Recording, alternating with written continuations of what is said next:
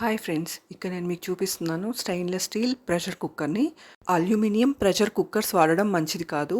Aluminium pressure కుక్కర్లో rice వండినా లేదంటే కూరలు చేసిన అల్యూమినియం మెటల్ మీరు అల్యూమినియం పాత్రలు వాడే కొద్దీ ఫుడ్తో రియాక్ట్ అయ్యి ఫుడ్తో మిక్స్ అయ్యి మీకు చాలా హెల్త్ ప్రాబ్లమ్స్ అయితే వస్తాయి. అన్డైజెషన్ అంటే డైజెషన్కి సంబంధించిన ప్రాబ్లమ్స్ వస్తాయి, లేదంటే మెమరీ ఇష్యూస్, జ్ఞాపక శక్తి తగ్గిపోతుంది, ఇంకా చాలా హెల్త్ ప్రాబ్లమ్స్ అయితే వస్తాయంట. స్టెయిన్లెస్ స్టీల్ కుక్కర్స్ వాడడం మంచిది. ఇడ్లీ కుక్ చేయడానికి మాత్రం అల్యూమినియం పాత్రలో వండొచ్చు. ఇడ్లీని ప్రిపేర్ చేయడానికి మనం స్టీమ్ చేస్తాం కదా, అంటే ఆవిరితో ఉడికిస్తాము, అంతేకాని డైరెక్ట్గా మంట మీద పెట్టయితే ఉడికించాం కదా.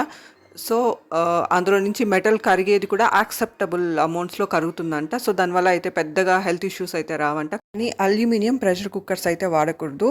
స్టెయిన్లెస్ స్టీల్ ప్రెషర్ కుక్కర్స్ వాడడం మంచిది.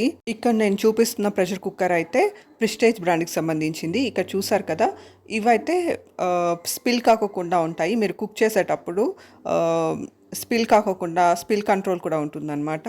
ఈ ప్రోడక్ట్స్ క్వాలిటీ కూడా చాలా బాగుంది. ప్రిస్టేజ్ ప్రోడక్ట్స్ కొంచెం కాస్ట్లీగానే ఉంటాయి, కానీ మనం ఒక్కసారి ఇన్వెస్ట్ చేసామంటే లైఫ్ అయితే కొంచెం ఎక్కువే వస్తుంది మిగతా ప్రోడక్ట్స్తో పోలిస్తే.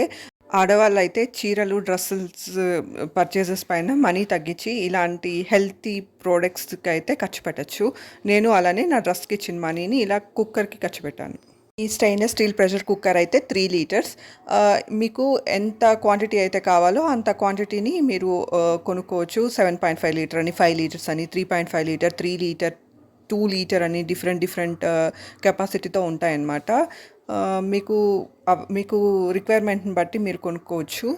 క్వాలిటీ కూడా చాలా బాగుంది. మిగతా కుక్కర్స్ లాగా ఇది స్పిల్ కాదు, అంటే పొంగదనమాట. స్పిల్ కంట్రోల్ కూడా ఉంటుంది. క్వాలిటీ కూడా చాలా బాగుంది.